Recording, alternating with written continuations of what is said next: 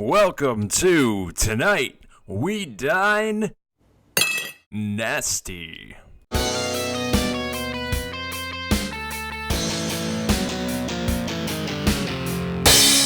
Welcome in. This is the fourth episode of the Tonight We Dine podcast. I'm Gerard here, joined by Brent. Hey guys, what's up? And we're going to take a little bit of a step back. I feel like we've kind of jumped into this feet first and kept having people on because we didn't know how to fill the airtime ourselves. But now we're going to take a step back and just have Brent and I do an episode so we can kind of develop a little bit of a relationship so you guys know what the show is all going to be about. Yeah, give a little bit of back and forth. We want to introduce kind of the 2019 rookie class. Obviously, we did the draft a couple weeks ago now.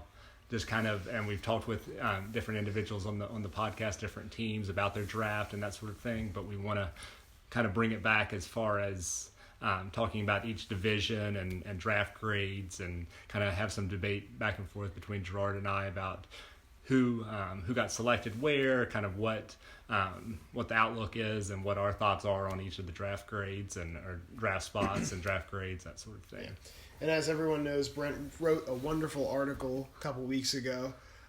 Took a lot of time, so I appreciate you doing that. But he gave some grades that I don't necessarily agree with. So I'm sure people are going to have some. I'm going to hold Brent really hard to the grades that he took and make him explain exactly why he took those grades. But today we'll feet to the fire, right? Yeah, it's the only way to go. I've been thinking all day about how I'm going to rip you about this first team. So. Let's get into it.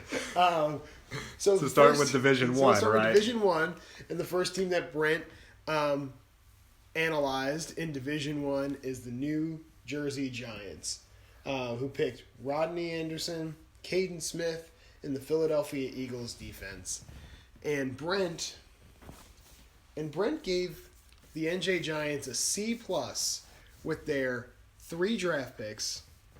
So, Brent, I'll give you the floor first, and then I will rebuttal on what I've been thinking about all day. Okay. So, I like this draft class. Like, I think I like Rodney Anderson. Where NJ Giants selected Rodney Anderson, I believe it was in the third round. So, a third round rookie pick. He goes into a situation with the Cincinnati Bengals where he's one of 2 rookies drafted. He's coming off of an ACL injury last year. Obviously, the guy has injury concerns, but if he puts it all together and kind of gets by those injury concerns, a lot of people were even looking at him as maybe the top running back of the class as far as pure talent, running ability. Just he comes out of... I believe the Oklahoma backfield, who's produced such talent like Adrian Peterson, DeMarco Murray. Obviously, we know that Oklahoma can produce some running backs. So I like that pick. Kind of going into Caden Smith, he's an individual that I don't know as much about. He's tight end. I don't, again... Some of these guys I know more than others. Caden Smith is one that I don't have as much research on. So I kind of course, and that's a late round pick. But then the Philadelphia Eagles defense, as a selection, you think like, oh, well, why even pick a defense in a rookie draft? But the Philadelphia Eagles are obviously a perennial top 10 defense. I think NJ Giants kind of notice that and wants to kind of build like that. I mean, the defense, as we've seen over the years, is if you can get like 15 to 20 points from your defense on a week in, week out basis, and the Philadelphia Eagles, if their secondary is better this year, which it should be. They had a horrendous secondary last year and was just getting points scored on them all over the place. But they have a solid defensive line. If that secondary and their cornerbacks step up, then I think that they can be a very good defense that can produce maybe 15, 20 points a game.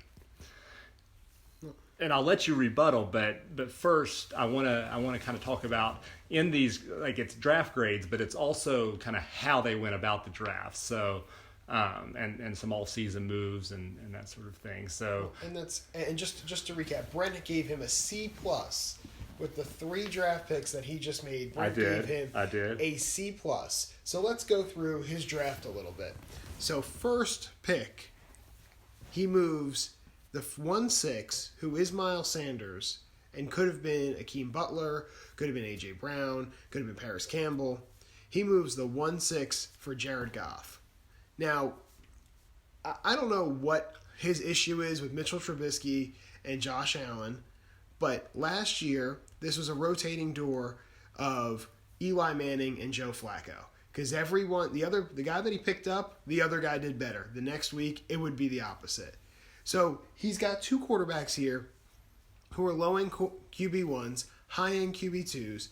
He has very little running back depth, very little receiver depth now that Tyreek Hill is suspended and most likely is not going to be in the NFL anymore. And then he goes out and trades his 1-6 to hit and give himself some top-end talent at either the running back or the receiver position, and he trades it for Jared Goff, who is slightly better, if that, than both Mitchell Trubisky and Josh Allen. It makes no sense to me.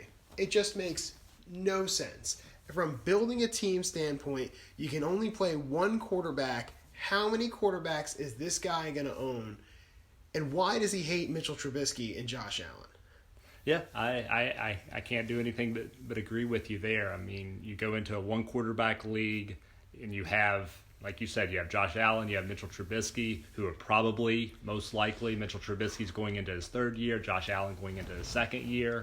Both of them have the option to run the ball, and obviously with that running threat, you can get rushing touchdowns, you can get rushing yards in general. If a quarterback puts up 40 yards a game, there's 4 points. So I agree with you, and I think in a 1 quarterback system, you do not trade, or 1 quarterback league, you do not trade the 1-6 overall for a quarterback, regardless of how. I mean, unless that's Patrick Mahomes, and then I would still question that move. 1-6. Well, and I think that, Trubisky struggled last year throwing the ball. I think he was definitely a one-read kind of guy. Matt Nagy's got a really good offense, but Trubisky was not someone who extends the play and then makes a good throw. He's someone who goes to his first read or he tucks it down and runs, which I guess is fantasy relevant just as much as Aaron Rodgers extending plays and throwing bombs off of that is fantasy relevant as well. But, you just look at him in this system throughout the year, the beginning of the season. I mean, me and you had Allen Robinson. We watched him in that Monday night game against Seattle, underthrow Allen Robinson several times on deep balls, which would have given us the win in our league, but that's neither here nor there. But then as the year progressed, you started to see less and less errors that Trubisky was making, and you started to see him round into a better quarterback. And now Matt Nagy's got rid of Jordan Howard. He's picked David Montgomery. He's kind of made that offense into all of his guys. Everyone who's there now is people that he's either drafted or people that he's signed as free agents. So he's got the personnel that he wants, and this offense is just going to continue to grow. And I am a betting man, and I would bet that Mitch Trubisky actually finishes higher than Jared Goff in the overall. I think I would stop maybe just a little short of that. I agree with you that I think that me personally, I think Mitchell Trubisky is going to develop, or I think he's going to come out this year, and I think he's going to be better than he was last year. But if NJ Giants looks at this and says, Jared Goff is in an offense that Sean McVay is obviously this offensive genius. If Jared Goff produces 30 points, 35 points a game, he's going to throw for 3 touchdowns a game. He might completely, and let's just say Mitchell Trubisky goes backwards a little bit, has a little bit of regression. Coming out of last year's draft, no one wanted to touch Josh Allen. So if Josh Allen, obviously if he's improved his accuracy, that's one thing. But if he continues on that Blake Bortles route that a lot of people kind of project for Josh Allen, that could be somebody that's going to be a backup in a couple of years. So if you're thinking about, okay, can I get a good quarterback, a good young quarterback in a proficient offense, who's already taken that next step that we're looking for Mitchell Trubisky to take? So you're betting on a couple of things. You're betting on Trubisky to be good and to develop. Mm-hmm. You're betting on Josh Allen to improve his accuracy and be a starter in this league for multiple years. So a long-term dynasty move, this might be. I still disagree with trading the 1-6, but I can at least see where NJ Giants wants to get solid production week in, week out at the quarterback position. But I think also whether Jared Goff is much better than Mitchell Trubisky or whether Jared Goff is around the same as Mitchell Trubisky and Josh Allen, I don't see how picking a quarterback over a receiver or a running back is ever a beneficial strategy in dynasty fantasy football or in fantasy football with one quarterback. I just don't see how that fits into the scheme. So that's just it. People build their teams different ways. I will give him credit. He was competitive last year when I didn't think he was going to be competitive at all. But losing Tyreek Hill and now Adrian Peterson's going to kind of take a back seat. One with Chris Thompson back, but also with Darius Geis. He gets Mark Ingram, but I think at the end of the day, then you pick a backup tight end in San Francisco with George Kittle. Of all the tight ends that went after him, Josh Oliver went after him. He eventually traded for Darius Slayton. Darius Slayton went after him. All the guys who go in the last round, all of the guys who go at the end of the fourth round, I feel like are better picks than a backup tight end in San Francisco, where George Kittle has completely dominated all the targets there. Well, I think you start looking there at getting running back depth, getting like even what you said. I mean, a tight end could be more likely to get a starting job in that position. No, I agree with you. I think Caden Smith is a backup at best, and he's probably a more blocking tight end than anything.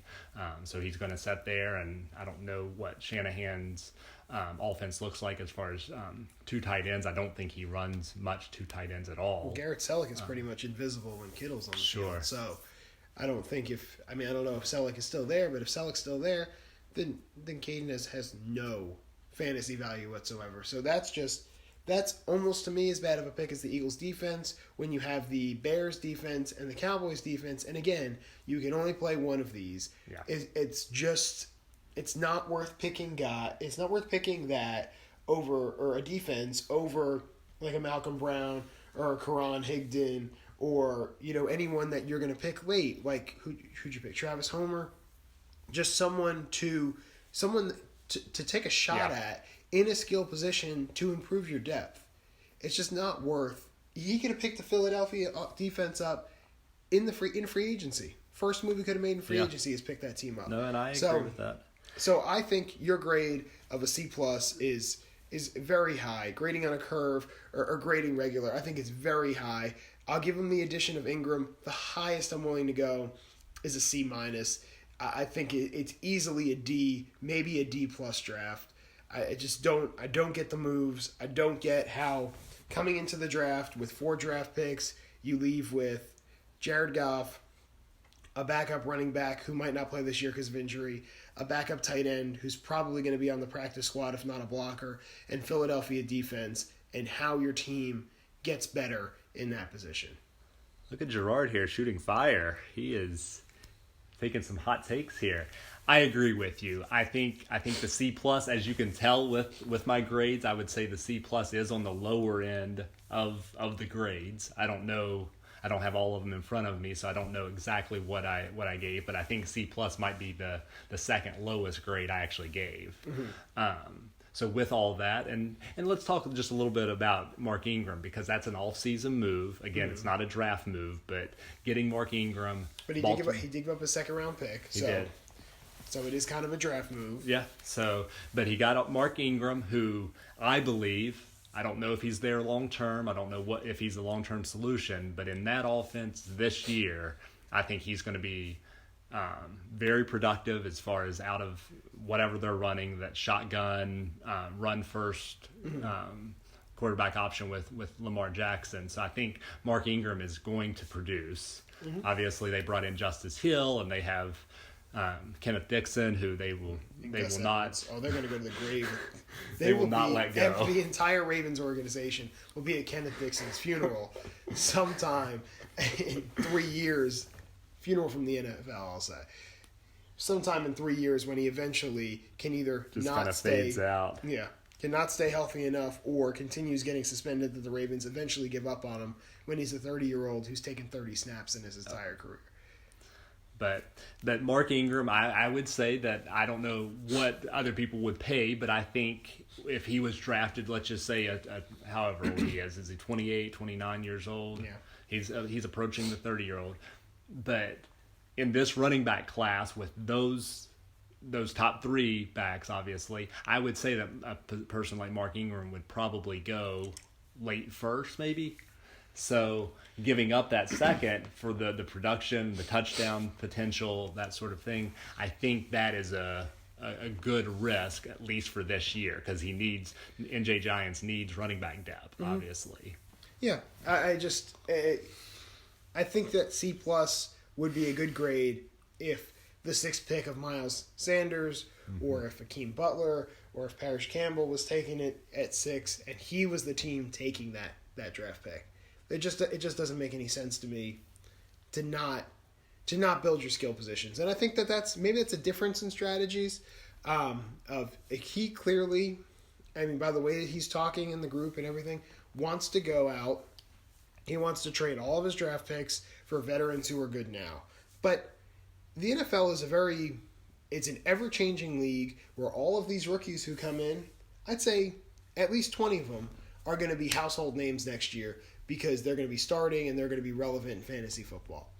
Yeah. And that's what it's going to be in the 2020 draft. That's what it's going to be in the 2021 draft, no matter how strong or weak they say any of the draft classes are going to be, because that's the NFL these days. And did he give up any 2020 picks within this draft? I'm not sure. He gave up in 2021 first to get Mark Ingram. Okay.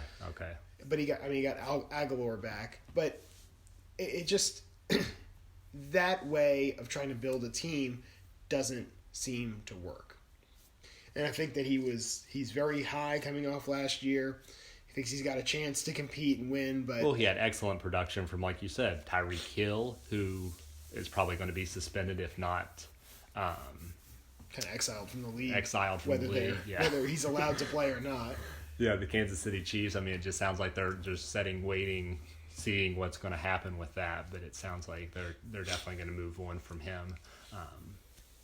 And he's got Travis Kelce too, who's a good piece, but at the same time, you talk about that 4th round pick and complain about the tight end he picked. Like, when you look at weaknesses and needs going into the offseason, the two pieces that he doesn't even have to worry about are quarterback and tight end. And he comes back and he gets a quarterback for his 1st round pick, which is a really high value for a quarterback, especially that of Jared Goff's nature. A QB7 or something like that. And then he gets a tight end in the 4th round when he could have taken, like I said, none of these guys in the 4th round could end up being anything. And I don't think that Caden, what's his last name, Smith? Caden Smith is going to be anything either. But he might have not blown that pick as much as I'm... But you're saying go for depth. But go for depth. Go for a running back, go for a wide receiver, go for any other... Just take a chance. Yeah. Because you know what? One of these guys could hit. Deshaun Hamilton and Antonio Callaway went in the 4th round last year in our draft. Right around the 4-5, 4-6 pick.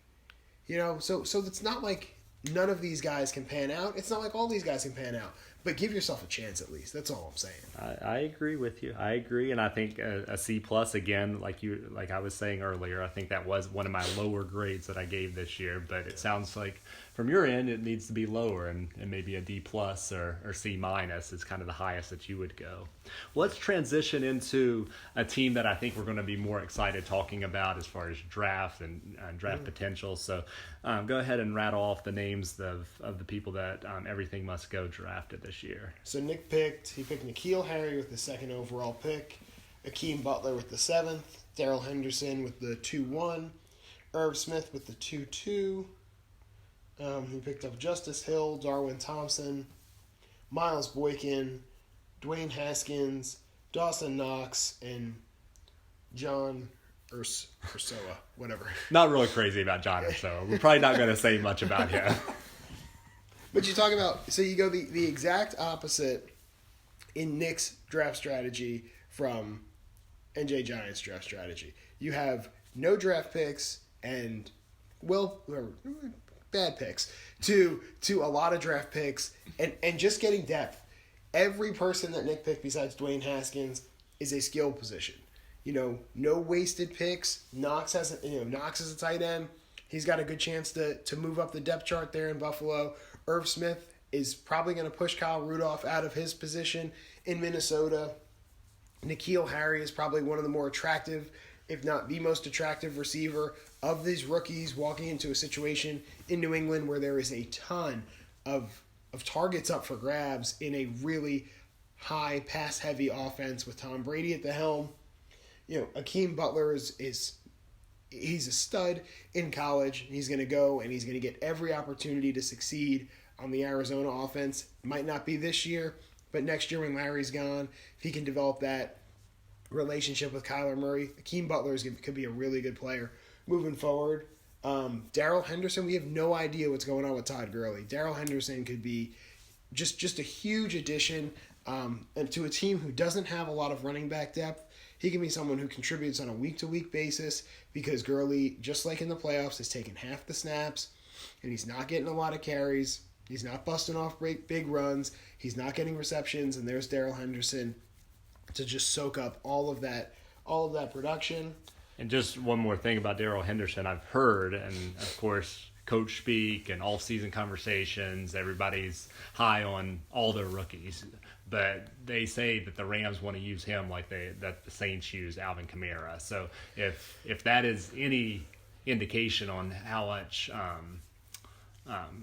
potential or developing that they see in Darrell Henderson, I think they're going to use it. I think, like you said, we don't know what Todd Gurley is going through. I mean, obviously he has some arthritis in his knee. Obviously he has some issues there. So I think they're going to use a couple of different backs. They obviously brought back Malcolm Brown to kind of spell Todd Gurley as well. But I think they really like using a third-round pick in the actual NFL draft on Darrell Henderson. Speaks volumes. So if they use him in any kind of similar rookie Alvin Kamara role, obviously that's going to be both pass catching and so you're getting the receiving yards and you're getting that rushing threat. Mm-hmm. And then you look at the obviously the other difference in strategy. Nick takes 8 picks before he picks a quarterback, and that quarterback in Dwayne Haskins could be starting week 1, could be starting halfway through the year because Case Keenum and Colt McCoy. There's just not much competition there. Dwayne Haskins can move in, and we've seen quarterbacks take over. We saw Baker Mayfield do it. We saw Lamar Jackson do it last year. And we just see that year after year where rookies step in and they just light the NFL on fire. We don't know. Everyone thinks it's going to be Kyler Murray. Obviously, he's the reason. He's the reason why he went up first overall, but Dwayne Haskins is a mid-first round pick, has all the potential to do that. I actually was thinking about a joke about the NJ Giants earlier, but he's running his team like Dave Gettleman because he's picking quarterbacks way too high, and he's throwing away his future to pick a quarterback who's going to be mediocre at best. So back to NJ Giants, one more burn. Now we're off it. And if he runs his team like Dave Gettleman, then they're going to be a perennial dumpster fire. Yeah.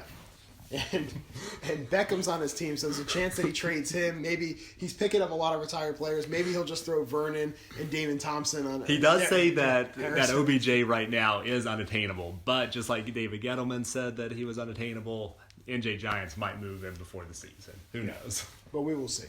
Anyway, back to Nick's draft, which I think we're going to agree on. You gave Nick an A.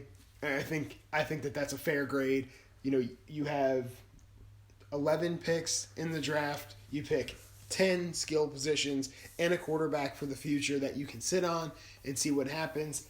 Nick's not trying to win now, but he's definitely going to be more competitive this year. He's got multiple first-round picks next year and the year after that to just continue to build on this young core. I think an A is well-deserved, if not necessary, and also on top of it, this offseason. He picked up Cooper Kupp and Dante Pettis Pettis with his David Johnson trade. So he's be a little weak in the running back position right now.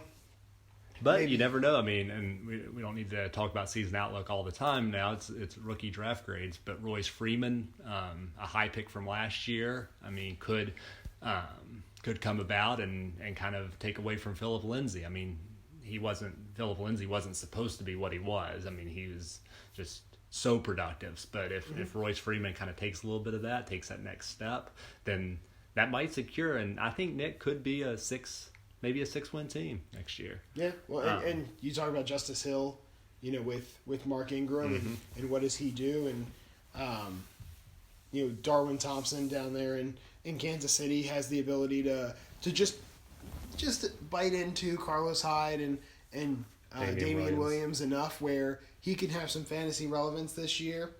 He gets Divine Ozigbo as well, which in a high-powered Saints offense could be useful halfway through the year. So it's just, obviously Nick is taking the route that he wants to build some depth. And even Dawson Knox, I don't know if you just saw, I think it even broke today or yesterday, but he is now the tight end 1 in Buffalo. Tyler Croft obviously had some injury bug with that ankle. He just can't seem to get over. So injured once again. He's going to be out in a couple months. So I think Dawson Knox might bump right up there to the tight end 1 in Buffalo, and that could be a productive place. Yeah, and then he's got Irv Smith as well, and I don't know if it's Kirk Cousins not liking the tight ends because Jordan Reed did pretty well when he was Kirk Cousins' tight end. I just think it's Kyle Rudolph not being a really good football player, not being able to get open. So his 1 catch for 4 yards and a touchdown is kind of the status quo for his fantasy relevance moving forward. There's been a lot of talk about Minnesota even moving Kyle Rudolph before the season starts, so we'll see if anything does happen with that, giving Irv Smith the ability to be the number 1 tight end there in Minnesota and move forward. But yeah, I think A is a really good grade. I think Nick hit in a lot of different areas that he needed to. We'll see if the rookies pan out the way that he's hoping them to. But like we said, like I said, it's a young league, always changing, and Nick can definitely find some value in his first, second, and third round picks, all 9 of them before he entered the 4th round and made a pretty good pick in the 4th round there with Dawson Knox as well. Yeah, I think that this whole kind of our podcast, we've obviously interviewed Nick, and I think we're giving him a little bit of a inflated ego maybe, but I can't say it enough. I think he's doing the all season correctly. I think this is how you build a true dynasty team, especially if you finished second to last and last in both years that we played. So going into his 3rd year, he has kind of identified, I want to get younger, I want to get deeper, and I want to make picks that are that go with especially those skill positions. So I'm going to draft wide receiver, and I'm going to draft running back early. I'm going to fill in the tight ends, and then maybe acquiring veterans. But he's getting rid of more of the veterans and kind of building his team through the draft and through free agency. So Yeah, and I think we could see a lot more movement about him gaining veterans if, say, we go into, you call him a 6-win team, but say we go into week 7 or week 8 and he's 4-3. He's got a chance at the playoffs. I think you could see him be a lot more active in trying to acquire some veterans so that he can potentially compete this year. Yep. We all try to make those moves. I always do and crash and burn. But just like Crabtree last year, he was fantastic until the week I got him on my team, and then he probably had as many catches the rest of the year as he did like in 1 week earlier in the season. So I still wonder how you finished 3rd overall. I wonder that the last 2 years I have not had finished had the 3rd best team either year, and I finished 3rd. So I just want everyone to know that I know how bad my team is and how lucky I am. I've been living in a trash division with Nick and Rob, who he might get some wins, but he doesn't get them against me. So burn! I'm just on a roll tonight. Burning everybody. Let's go. Burning Who wants it? At Will, least that. you picked up Amir Abdullah, your last pick? We'll get into Will later. Let's just laugh about that for a second. Let's transition to the last team that we're going to cover Which tonight. is Will. Which is Will. That surprised me. I forgot these divisions are confusing me, but of course, and I have a bone to pick there. I don't know how the best team in the league ends up in this division. I don't like it, but I almost ended up there. It makes sense, and he's in the division because he was the last pick. It makes sense, but I wasn't happy about it. I was one away from being in this division, and I'm still a little. You're two away sour from being in this division. Tyler picked third, so there were 2 picks after you. Never mind. So I'm still a little Brent's sour got I'm still a little sour about getting into these new divisions and how that's going. But it's just 2 weeks where you play. I still think that me and Mike and Tyler are in the most difficult division, and I'm a little sour about being in that division right now. Moving forward, your team should be better, and then you'd be in a worse division moving forward. I think there's the answer to your gripe there. But like you said, moving forward. So he selected Marquise Brown in the first round. We're talking about Backyard Boys, Will's team. He's then selected Damian Harris in the second, Travion Williams in the third, Darius Slayton, who he's now moved to NJ Giants, and then Amir Abdullah, that pick that we probably won't talk much about other than I think we should talk a lot about it. You want to just say it now? I just want to bring this up because I think that this is probably the thing that brings Brent and I the most joy. Jeremy Hill is actually a free agent this year because nobody's been able to pick him up the last 2 years because Will has been stashing him in the hopes that Jeremy Hill is going to turn into something. So I'm sure that was a very difficult, what's the word, Brent? It's not reunion, opposite of reunion. Departure, separation. Very difficult separation there for Will. I'm sure it took a lot of time and emotional strength to finally drop Jeremy Hill to where he belongs, which is the waiver wire, which is where he's belonged for the last 2 years. Then you pick up Amir Abdullah, and both you and I have had Amir Abdullah on our team when there was hope, when he was the starting running back or the backup running back for the Detroit Lions. Yes. Now, is he relevant? I didn't know he was still in the NFL when this pick was made. I just want to throw that out there. I saw the pick made, and I had to be like you. I was like, where is he at exactly? Well, and you know what? I think I was just going through the free agents, and I saw Rock Thomas and Mike Boone on the waiver wire, who I think have a better chance in Minnesota to be the backup running back than Amir Abdullah. And don't get me wrong, I loved Amir Abdullah. I thought that he was going to be this breakout sensation 3 years ago. However, he's getting a little age to him. He's on the Vikings, and like you said, they brought in Alexander Madison. They have Rock Thomas. They have Mike Boone. Obviously, they have Dalvin Cook, who is going to be the bell cow for them. I don't see Amir Abdullah doing anything. I think he's a special teams player. He might be the punt returner. I would say he might be a cut casualty. Yeah. Well, and Will also has Donnell Pumphrey on his team still. and we can do this all day, Will. We can also talk Will has a great starting lineup. However, we're still a little shocked that with his depth, how well he did last year. Yeah. Let's talk a little bit about his draft. Why don't you talk a little bit about, I'll go into my grades here in a little bit, but talk a little bit about what you saw with his draft and what you're thinking is starting with the Marquise Brown pick. I'm really biased here. I don't think that Lamar Jackson's a good quarterback, so I don't think that Marquise Brown is a good pick because I don't think that he's got anyone to throw him the ball. And as a receiver, the thing that you need is someone to throw you the ball. When you look at who's picked after him, we talk about Tyler with Deebo Samuel. McCole Hardman might have been a little bit of a reach, but he's someone who at least has someone who's accurate and who likes to throw the deep ball, and he's running into a Tyreek Hill kind of role. You got Arcega Whiteside from Philadelphia, who's got Carson Wentz, a big body receiver who can make some noise. But you know what?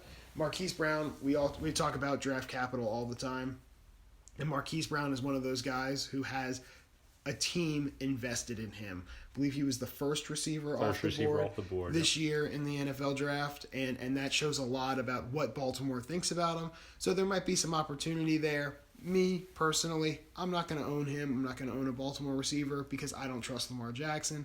But for the value at 112, I think it's a good pick. Yeah, I think that's exactly it. So the 112, if I had to pick him at the 1/6, I would kind of feel a little bit like, oh, I'm not getting the good value. However, I think Marquise Brown showed in college that he is multi-talented. I mean, he's so good with, speed, just down the field, straight on speed. Obviously, he had the Liz Frank injury, didn't participate in the combine, but his ability to just outrun receivers, we've seen it with Tyreek Hill in the past. We've seen it with, some other speedsters. Deshaun Jackson. So we've obviously seen that high level, like, just you can't catch them kind of speed. But then he also has the hands and he can run the routes. So a lot of people, and more so not so fantasy football analysts, but NFL analysts were saying this is the guy that you want to have. Obviously, the landing spot is suspect at best. Lamar Jackson, I disagree with you. I think Lamar Jackson is going to be a good quarterback. I think he might be top 15, top 20. Obviously, we still have our 20 is not a good range for a fantasy quarterback. I think Lamar Jackson could jump into the top 12. I'm not saying that he's going to be there this season. I think he's probably going to get around the 17, 18. I think he's going to be productive. I think he's going to be more productive than he was last year in the pass offense. I think his rushing ability is obviously is upper echelon in the NFL. So I think teams are going to plan for that and for him to be a rushing quarterback, and I think he's going to be able to hit Marquise Brown deep. I mean, maybe hit some other receivers and kind of work on that. I think just like you said, draft capital, that means so much in the NFL. I think he was taken even in the top like 16, 17. I forgot what the pick was. But you take a top 20 player in the NFL draft, they're going to see playing time. They're going to get all the chances in the world to be that player. And Baltimore doesn't have. I mean, they've kind of sent most of their receiving core out of town. So somebody needs to take over that number one role, and Marquise Brown could be the person to do that. So I don't hate the pick as much as I don't hate the player as much as I hate what surrounds the player. You hate the situation in Baltimore. But then he picks Damian Harris in the second round. And I think that this is an interesting pick. Mm-hmm. You know, New England in the past hasn't been a workhorse kind of backfield, but has had some relevance with a guy like LeGarrette Blount, a big back who's a goal line guy. I think that Rex Burkhead slightly took over that role last year when he was healthy from Sony Michel, and Damian Harris could easily come in and do that this year, vulture a couple of touchdowns, and maybe be relevant if Sony Michel misses some time, mm-hmm. and Rex Burkhead is also not there. I don't see this as a this year move, but I think it's a good depth move moving forward. So yeah, I think he was always the guy, like you said it. He started over Josh Jacobs, and he's the guy at the end of the game in Alabama who's running people over, putting the game away. So I think that he brings a lot of skill to a New England team who runs the ball really well already, and could be looking to take some pressure off Brady if they're in control. Damian Harris could definitely benefit from that.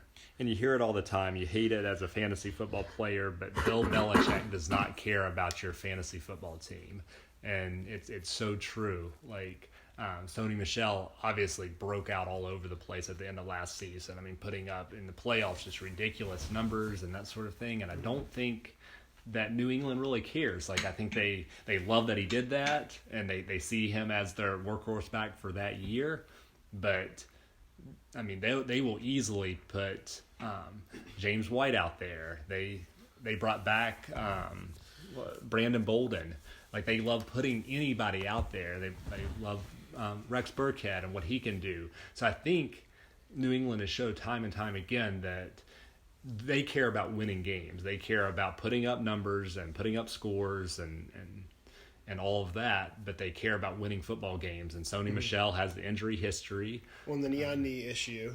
or Yep. the bone-on-bone Bone-on-bone issue, in the yeah. knee, which caused him to miss some time in the preseason and kind of get a slow start to the season. And I don't know if Damian Harris can be Sony Michel's replacement, and I don't think they even look at it like that. But I think they look at it as he can fill in for Sony Michel if he misses a few games, but he can definitely step in and score the touchdowns around the goal line. He's just more of a probably more of a supplemental guy this year, unless there's a future injury. But it's just a crowded backfield, so relevance for a lot of those guys, it might be hard to come by, but a good pick nonetheless, and definitely probably more of the ones where they sit on the taxi squad for a season, and maybe an opportunity comes up a little bit more in the future in 2020 instead of in 2019. But I think you look at Travion Williams, very similar pick. Rodney Anderson's coming off the ACL injury, might not play this year. Gives Travion Williams the opportunity to battle for the number 2 slot with Gio Bernard, right behind Joe Mixon, and you never know. I mean, Gio Bernard's going to be a free agent at the end of this season. They picked Travion Williams and Rodney Anderson, 2 rookies, so the likelihood of Gio Bernard being a Bengal in 2020 is slim to none. But yeah. And I think that Travion Williams was definitely drafted to be Gio's replacement. I think that the Bengals, obviously, he's in a contract year. They don't want to pay him next year. I think Travion Williams, more so even than Rodney Anderson, is that kind of dual threat. We can play him out of the backfield, little speedster. I think they're kind of looking at him maybe in a year or two as kind of taking that Gio Bernard role. Mm-hmm. And then his 4th round pick is Darius Slayton. We're not going to spend any more time on Amir Abdullah. His 4th round pick is Darius Slayton, and then he moves him for Randall Cobb. How do you feel about that move? So I like Randall Cobb. I think I actually didn't know where Randall Cobb ended up. I had to look at that. So he's in the Cowboys offense.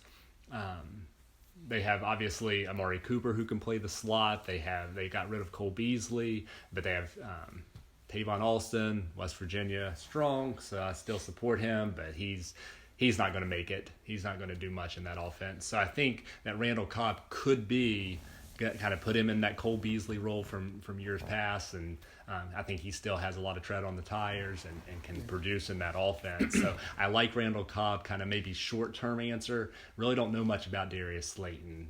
I know he's kind of a decent size wide receiver. I think he's 6'2", 215, and he can. That I think the New York Giants. I mean, we've seen. We don't know what they're going to do with wide receiver. They brought in kind of 3 slot guys, and then they have a tight end that also can run out the slot. So, yeah, I mean, I think that it's kind of up in the air. You know, we talk about throwing darts late in the 4th round. You know, in the 4th, 5th round or so. I think that's what this is for the Giants or for NJ Giants now. And I think that, you know, we'll see what happens to Darius Slayton. I'm not a huge fan of Randall Cobb. I think he has 2-3 big games a year. He gets hurt, misses some time. That injury risk. Yeah, plays a couple games when he's questionable, doesn't really produce, and he's just kind of in and out. I don't think he's really that fantasy relevant. I think the Cowboys are a run-heavy team, and I mean, bringing Witten back, having Jarwin, who kind of developed that relationship with Dak last year, Gallup with another year. I think Michael Gallup is going to make a kind of that second-year leap. Yeah. I think he's going to be a quality. Cooper, I don't see a lot of targets out there in Dallas for Cobb, and I don't know how much Dak is going to be able to get the ball to him. You know, if Witten's back and if Witten plays the majority of the snaps, he's kind of that middle of the field kind of guy, and I feel like that's what you want in a slot guy. And I mean, I guess they could play off each other. I just don't know how much of a fantasy impact that's going to be. There's a lot of targets in a run-heavy offense, and I mean, he might have a couple big games, and it's just going to be finding those big ones. Yeah. I don't see him as having much fantasy value, but. Mm-hmm. All right. Well, I think today was supposed to be a short episode. I was going to say, Brent said, "Why don't we do a couple shorter episodes and just do one division at a time?" I was hopeful that we can get 2 divisions in this period of time, but I think we just got fired up, or I got fired up on like probably a 20-minute rant about the NJ Giants draft.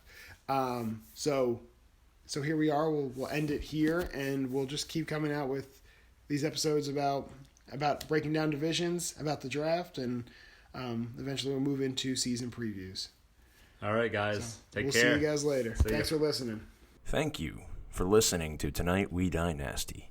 If you enjoyed our content, be sure to like and share with your friends. If you have any suggestions for us to talk about in our future fantasy endeavors, please leave a comment below and we'll be sure to talk about it. Thank you.